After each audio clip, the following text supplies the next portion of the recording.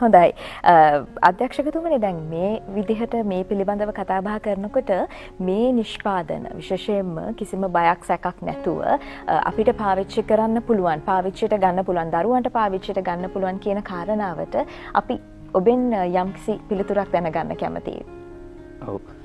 දැන් අපේ නිෂ්පාදන අපි හැමදාම කියනවානේ ගුණත්වයෙන් ඉහළයි කියලා. ඒකට අපිට දෙන්න පුළුවන් උපරිම සහතිකය තමයි අපි මේ වෙනකොට අපේ නිෂ්පාදන ආයුර්වේද දෙපාර්තමේන්තුව යටතේ නිෂ්පාදන සියල්ලම අපි රෙජිස්ටර් කරලා ඉවරයි.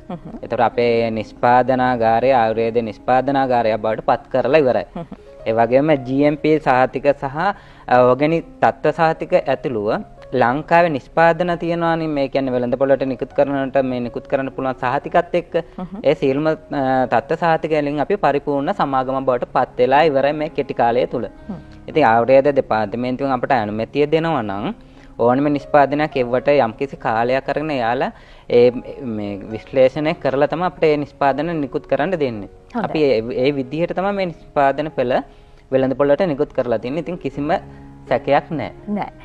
හොඳයි. ඉතින් අද දවසේදී මේ පිළිබඳව කතා බහ කරන්නට අපිත් එක්ක එකතු වුණු රුසිලොන් සමූහ ව්‍යාපාරයේ විද්‍යායක අධ්‍යක්ෂ WDSP විජේරත්න මහත්මයාට අපි ස්තුතිවන්ත වෙනවා. ඒ වගේම තමයි බදුල්ල සැලොන් හැඩකාරී අධිපතිනි රොෂිකා දිසානායකටත් අපි ස්තුතිවන්ත වෙනවා අද දවසේදී අපිත් එක්ක එකතු වෙලා මේ නිෂ්පාදන පෙළ පිළිබඳව අපිව දැනුවත් කරාට, ඔබව දැනුවත් කරාට.